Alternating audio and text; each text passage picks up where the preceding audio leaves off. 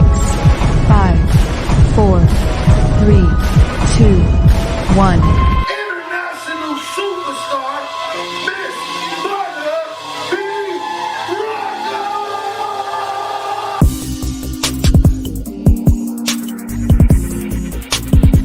You are now tuned in to buttabrocka on Transparency Talks Podcast.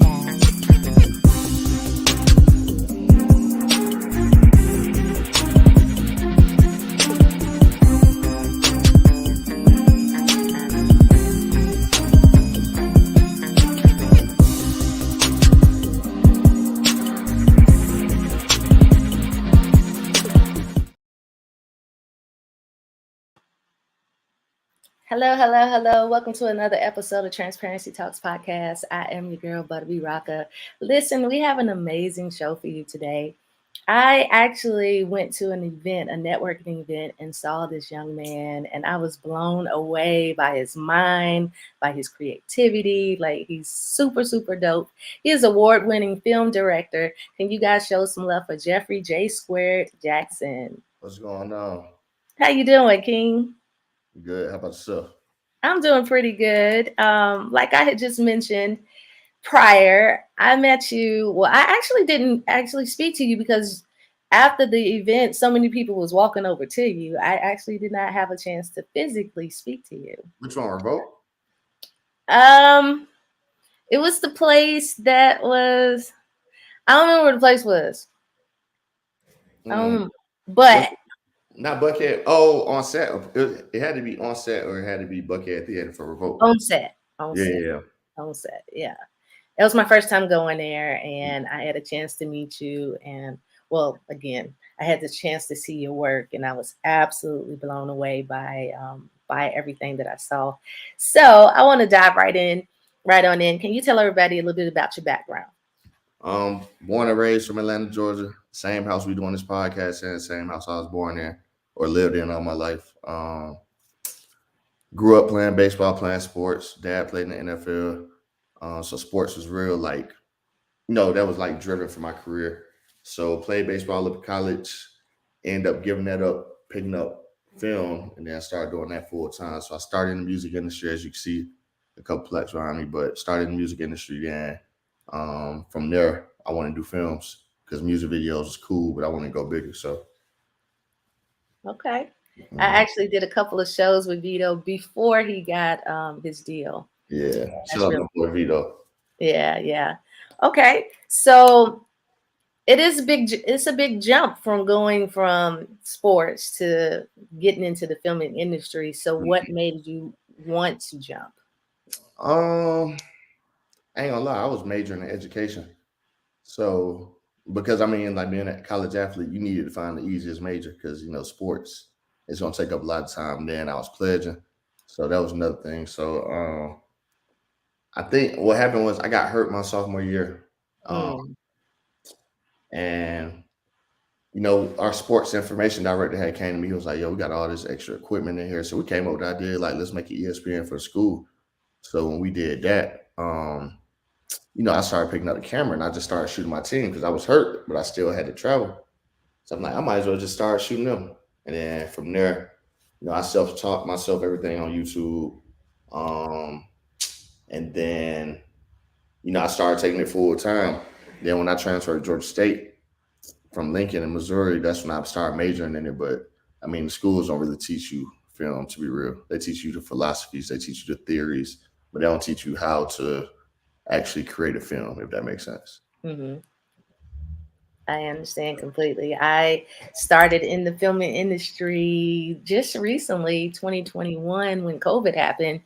I'm an international touring artist, and when COVID happened, of course, it shut everything down. So you can't tour. Yeah, not at all. You got to figure out your life. And so I started with my first feature film. I've never written a short. Short seems so hard to me. Everybody saying, I don't know how. I feel like, I can see how it could be hard because you you're trying to compact a long story into something under 10 minutes. But at the end of the day, I feel it's easiest to shoot, but you just got to keep people intrigued. You only got You only got them for 10 minutes. So it's like, how can I make them walk away? You know what I mean? How can I impress them within this 10 minutes? You know what I mean? It can't be like I got to tell every little detail. Some stuff people got to assume. So you got to, like, you know what I mean? Make it interesting. Yeah. And for me, I initially was going to do web series. So I had already wrote 13 episodes. And then when I found out the cost to be able to get the quality that I wanted, it was like, okay, I'm going to have to scale this down. So I scaled it to a feature. But to do a short, I really want to do a short. It just seems so hard to tell that story, but you masterfully did it in Mama, the film that I saw. And I was like, wow. And it was so deep. It was detailed, like to the T, from the background, everything in this. You was very detailed with making sure that it was current to what you was trying to portray. Yeah, it was a big thing for me to, you know what I mean, make it relevant for like my generation more than anything. So like the wardrobe, I had to have the wardrobe to a T. You know what I mean? Even the hairstyles. So it's like that was my whole goal. Like the couches that we saw on the last scene where the mom got caught. Where the mom caught him leaving outside. Those were the same couches I had growing up as a kid. Wow. You know what I mean? So I went on Facebook. Me and my mom found them on Facebook. And, you know, it was like the little details I had to make sure that we had in there. What I want to do is I want to play just a clip of the clip because we're not going to give it all away. Yeah, but I want to show them a little bit of it, and then we're going to come back, okay? Okay, cool. This is my house. Well, I lived there because my mama let me. That's what she used to say all the time. Some of the best times of my life happened in this house. This wasn't one of those times. Hello, this is Denise. Wait, he did what? I can assure you this won't happen again. Thank you for letting me know.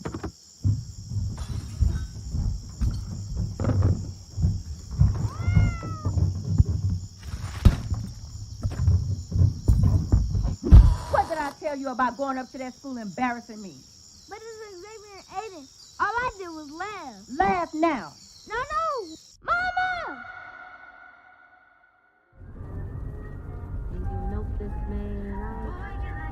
Then Rose said, I wish my mother and father was here to see this. Bland said, why? Because they'll be proud of you? Rose said, no, because they'll be alive. Girl, I felt out. Oh, Mom, can we stop at McDonald's? You got some McDonald's money? I got $5. Boy, sit your $5 ass down before I make change. And put that seatbelt on. Yeah, girl, you know Tanya moving again. She always get put out.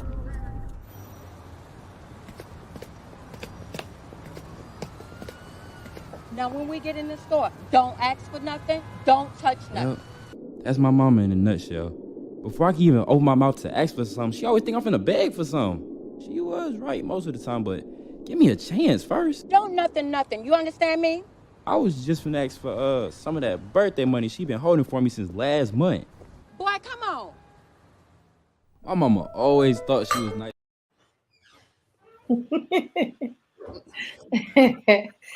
It does remind me of how my grandmama used to be. Especially that McDonald's scene. Yeah, they used to be on us real heavy. I got a lot of people that ask me like, why the mama was so mean? I was like, that's what it was. That's what we witnessed growing up. It wasn't. I mean, it's nothing that was lies. Yeah. I mean, I ain't gonna say my mama beat me because I don't want her to. You know what I mean? I don't want defects to come back. Right. Especially nowadays. I had my punishment though. Right. Again, the film was crafted so nice, and I love the narrative that you did. You did some special techniques of even how I don't really want to give your film away. It's cool. I mean, they're gonna go watch it anyway. Okay, you did some techniques, from even not showing her face and I mean, it was just so many things that I noticed that I was like, okay, this is dope. This is really, really dope. What was it like putting the film together? To be real, coming up with the idea, or coming up with the idea, and then I Oh. want to talk about filming it actually. So the idea came about. I was on set, and we had like a little boy it was a music video, and the little boy was like, I guess the music video was based around a little boy, but like when we stopped filming, he was just bad as hell. Like it was just bad. And I'm just like, Right. you know what I mean? I'm like, dang, like if that was me, you know, I would have been got snatched up. You know what I mean? So I'm like, dang. So I called my mom. I'm like, because my mom like, man, that's my second brain. I gotta call her before I put anything up. So I was like, what if I made a film about you know, like all the phrases y'all used to say?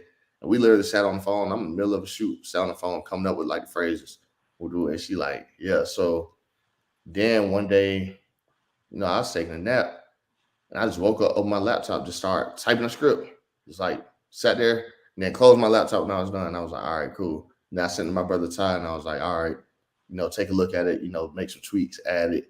You know what I mean? He added some good things, like the conversation with the mom in the cars. Like nobody realized, but she's talking about the show Golden Girls. I grew up at my auntie Vonda house. We used to go to her house after school, and she'd have Golden Girls playing all day. And I'm like, nobody want to watch this. So you know what I mean? That was like little elements that I put in there. It was like that it made sense. You know what I mean?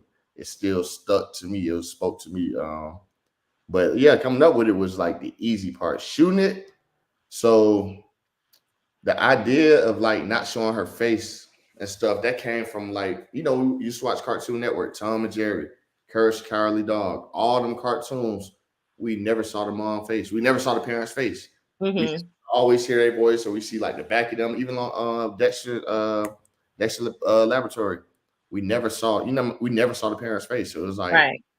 I want to do something like that. You know what I mean? I want to get creative where it's like, okay, we making like this powerful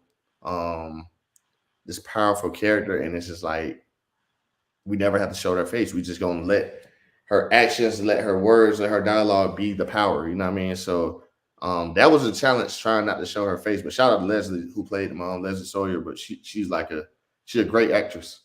You know what I mean? And it was like, dang, like I really wish I could show your face because you got it. You know what I mean? You hard. So it was cool. It was cool doing that. But I guess the biggest thing was the race against time.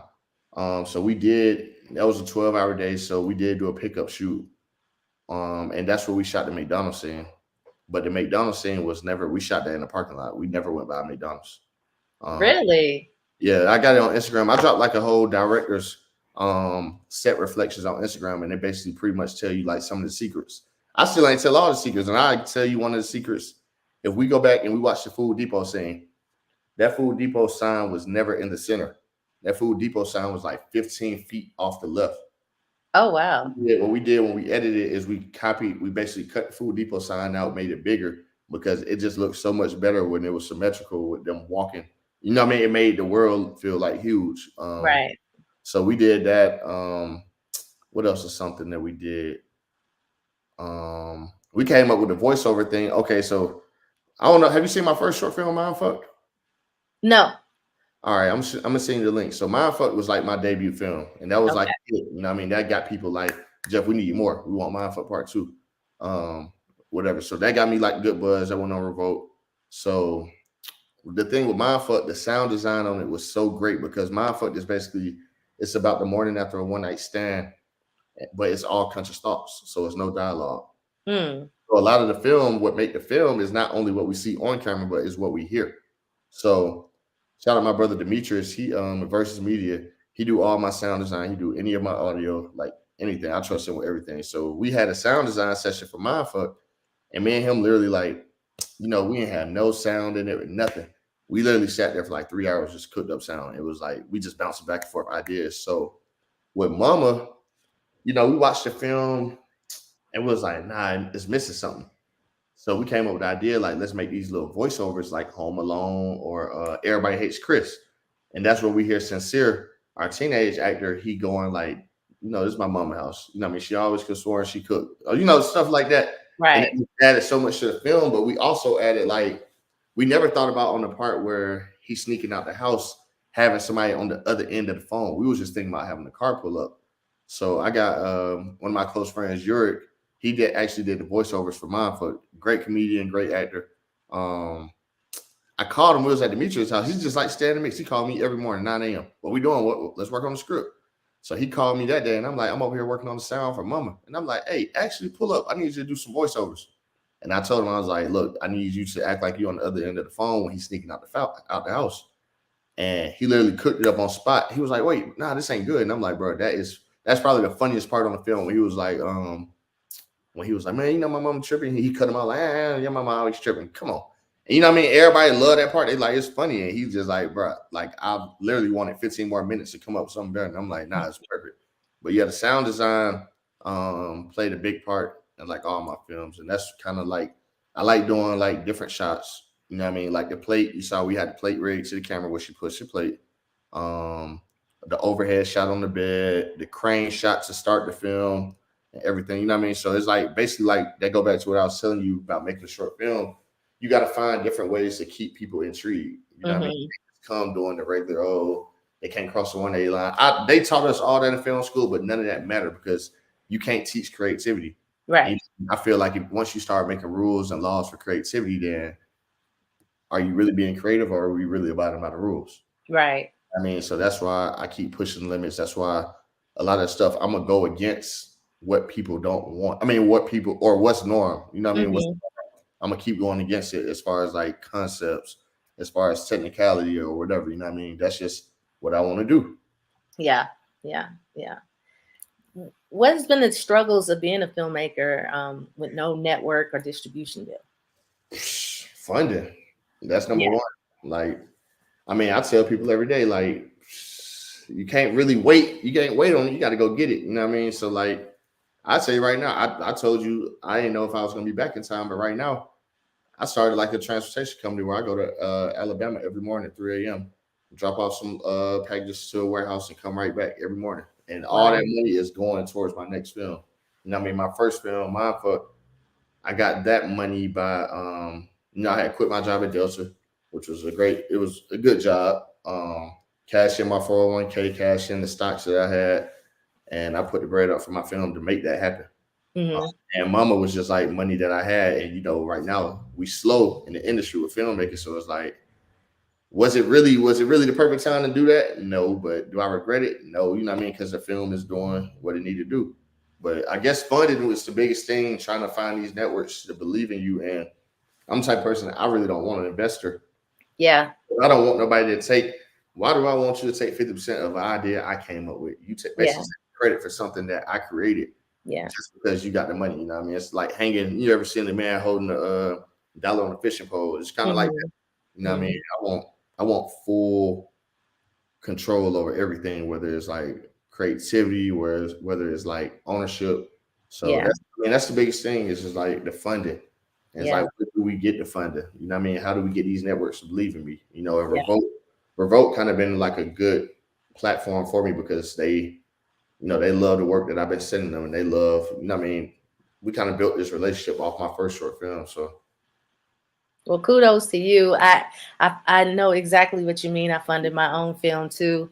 I did go to people and say, hey, I'm going to start writing films and directing and producing and everything. And they're like, yeah, we know you from the music world. We do not know you doing films. We are not giving you no money. So I had to put it up myself. I had a cast of 34 and oh my God, it was such a struggle, but it was the best struggle, being my own boss, being creative and doing what I wanted to do in my film. Now, what I did find that was a little hard for me, and it might not have been as challenging for you, is because I was brand new, and I had a cast and some of the crew, and some of the cast that knew I was new. I had people kind of like trying to tell me what to do on my project. Yeah. And I think females get that anyway, so you might not have had that. And then you extra tall and. They probably didn't try you like they tried me. I mean, like I got a good crew that I go with everything. Like I got my boy Mike Preston, Chris Watkins. You know what I mean? Like those my go-to like top two people. They gonna play whatever role on set. Mike is a solutionist. That's his role. Not a real film term, but he's a solutionist. You know what I mean? He can figure anything out. He gonna wear multiple hats and get the job done. And then Chris, same way. Chris AD'd that film. Chris colored the film. Chris did a little bit of art department. Chris helped with me on some of the creative notes. So we got like a little pack between amongst us three that we, we kind of got like this family oriented relationship. Then I got, like people like Leek White, my brother Ty that helped that wrote the script. So it's just like we build this community around us where it's like we gonna lift as we climb, lift as we climb, help each other up. It's not like all right, y'all gonna help me make it, then I'm gonna leave y'all down. Cause it's like I told them, if I was to get a network deal, get some type of deal, I'm bringing y'all with me. I don't want them to bring like these Hollywood studio folks working. I want my crew. We have fun on set. Like we real deal. We make, whether it's a music video, commercial, funeral, wedding, whatever, we're gonna have fun doing it because that's what we like to do on a daily basis. You know what I mean? We got that relationship. We've been rocking with each other like 4 or 5 plus years with it. So, and that's pretty much our pack. So, but even with the cast, all the cast members I worked with was the first time I ever worked with them. That was another struggle for the film. We had a cast director, but I'm real particular and picky on, what I want or what I like when it comes to it's certain things, So like, I just wasn't feeling none of the cast that she was sending. I was like, all right. So once again, I called my mom. Like, yo, like I need a little boy to play this film. And she was like, she started thinking, she was like, I got a sorority sister who got this little boy and he's full of personality. And that was Gavin. That was our little boy in the film. And I'm like, all right, that's a start. So then I wanted all 3 of our males to kind of like relate to each other in some type of way, even though they didn't look too much alike, but they had certain qualities. So then from there we found Sincere through Creed, one of my producers. He had found Sincere. Then he found Amafika, our grown man. And then from there it was just like everything just started falling in place. But yeah, other than that, it was, you kind of got to like, I wouldn't say put your foot down because at the end of the day, you want to be open to certain ideas. Like, like I even asked them, like, if we look back at the dinner scene, I had asked the DP before we shot it one time. And I'm like, wait, what if we rack focus from him sitting at the dinner table? And then when she slapped the mashed potatoes on the plate, what do we rack focus there and keep racking back? And I'm like, I asked him, I'm like, is that corny? He was like, nah, that's really a great idea. And I was like, all right, cool. So sometimes it's good to like have that collaboration between them. I would say it's a bad thing if they not giving you any type of feedback just because they don't care. I don't work sets with first time directors and it's like, we just there for a check. It's like, all right, we just gonna be here. We ain't gonna really too much talk, but I guess it's the way that they give the feedback or the ideas that, however it's translated could speak, different ways, but collaboration is good on set, even from the PAs. The PA can tell me something. Sometimes people gonna look at a PA and like, shut up, you don't know what you're talking about. But sometimes PAs are aspiring directors and they gonna have good ideas. Everybody's creative in their own way. So it's like, that's in our meeting from Mama, I'm like, I'm open to collaboration. I'm open to any ideas. Everything that I have is not like we have it's not set in stone. Like we can switch this up, just open ears, I want this to be fun. I want everybody to be proud of what we create. So that's something I always pitch. Okay. What is some of your favorite things about working in the film and music industry? Because you do both like me. Film, I would say just like the final product, just looking like what I'm actually creating, because it's like growing up watching all these movies, I'm like, how did they do that? And then it's like how I'm doing it, you know what I mean? The final product, experimenting, you know what I mean? A lot of these things we experimental, like we just come up with stuff on the fly sometimes. Yeah, that's pretty much it on film. And then on the music side, I think my biggest thing is helping the record grow, like, and capturing, just seeing like the small stuff that certain people do that help a record grow. You know what I mean? It could be something as simple as a BTS picture. It could be something as simple as, oh, I think for the promo, we should get this person to do an Instagram skit. You know what I mean? Just thinking like of the small things that can help something blow. part of the marketing side. Like it's a lot of people that are marketing geniuses when it comes to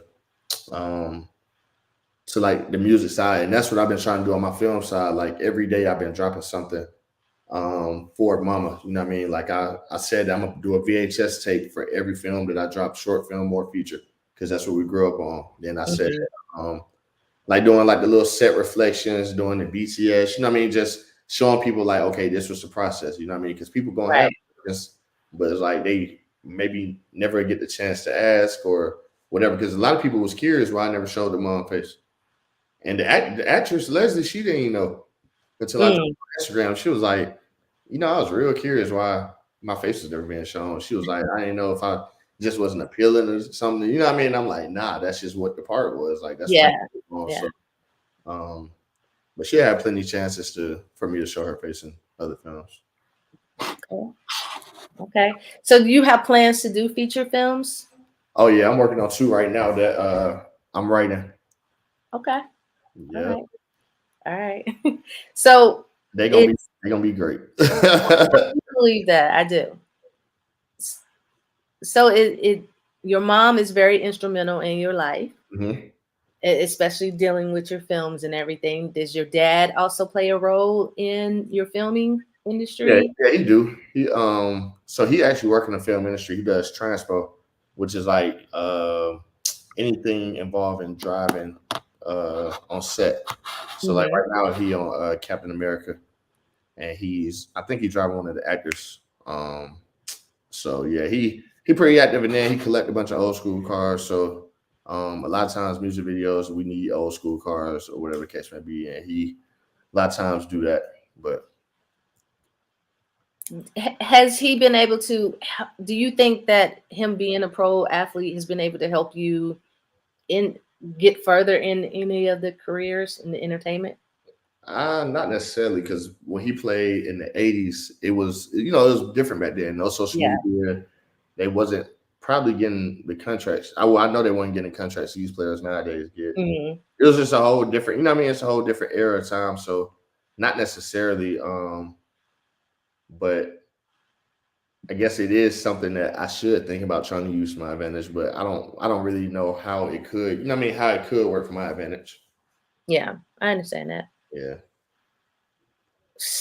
Okay, so your company is called J Square Productions, and your company does commercials, music videos, and films. Yep, and photography. Okay, and photography. Okay. And what's next for you? I don't know. I'm trying to figure out, because I got like 10 films in the can, but like I said, it's the funding. And I mean, the ideal thing I want to do for my birthday is I want to be on set filming another film. So I mean, right now I'm just running it up, trying to put some 2 and 2 together. You know what I mean? Make some shape. I've had a couple A-list actors reach out to me regarding my work. So I said the next film that I do, I have to have some type of star power. So I'm just waiting on their schedule so we can, finally sit down and put something together and figure out which one they want to be a part of. But next is really just films. I'm trying to I want to say I'm trying to get out music videos completely, but that's not my focus. You know what I mean? I'm just writing, conceptualizing, trying to get more films in the can so we can, you know what I mean? I'm trying to basically do what Tyler Perry doing, but with a Spike Lee style. You know what I mean? Right. Be my own studio, but putting out content that we actually like. You know what I mean? Our generation actually like. Don't get me wrong, Tyler Perry make good, you know what I mean, relatable stuff, but I'm just tired of it. So okay. What advice could you give somebody that's starting out in this industry? Just do it. Just go do it. Like, yeah, you're not gonna be able to starting out, you ain't gonna be able to do what I'm doing. You know what I mean? This years working free music videos, years working, going on tour, actually creating lifestyle content, learning actually like about aesthetics and matching somebody's brand. But just go out there and do it. Like, just go shoot. Like, you can't read a book on how to be creative. You got to find your creativity. I can't teach you how to be creative. Then I'm giving you my sauce. I can't do that. You know what I mean? Yeah. But I can help you. I'm not saying don't reach out to me for help, because I have people that do it all the time. I'm like, yeah, you come on set, and just learn. You know what I mean? You come on set for a day with me, and I promise you, you'll have the basic set knowledge. You'll know every type of stand. You'll know all the language and terminology. You know what I mean? You won't walk away there and just be as ignorant as you were when you walked on set. So you really just gotta do it, and don't necessarily be annoying when you're trying to, you know what I mean, learn or get the opportunities. Be consistent. Don't be annoying. You know what I mean? Like, if I'm telling you, like, it's legit slow right now, I'll let you know when something. I haven't forgot about you. I have not been working, so just chill out. You know what I mean? When it's something to come on, but I mean, you'll definitely learn. But sometimes, like right now, while it's slow, this is the best time for you to go out and practice, experiment, shoot your own stuff. So that way, when it is time for it to pick up, then I can say, well, dang, you learned a lot. Like, now I can pay you to come on set and actually work an actual position. You know what I mean? Versus you just sitting around waiting on the opportunity. Yeah. Okay. And I just have two more questions for you. What's your favorite memory from your career so far in the filming industry? That's a good one.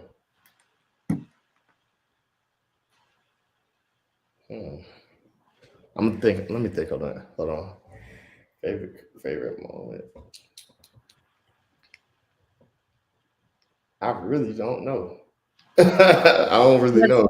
Was it seeing your first project completely done? Because that was, for me, it was like surreal. That's a good moment. But I think the other thing was like, okay, so I did the premiere for mine on my birthday, like July that just passed, 2022.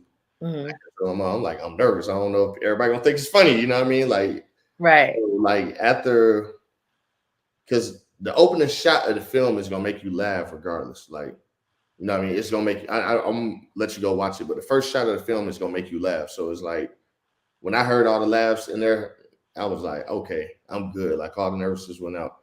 Then when I did Revolt had a special premiere for us, and I heard the same thing. I'm like, okay, I'm good. You know what I mean? So just seeing how much of I guess, how I'm basically making everybody laugh. You know what I mean? I was slick a class clown in school, so it's like, all right, but seeing people laugh off your work like this is like a different feeling. You know what I mean?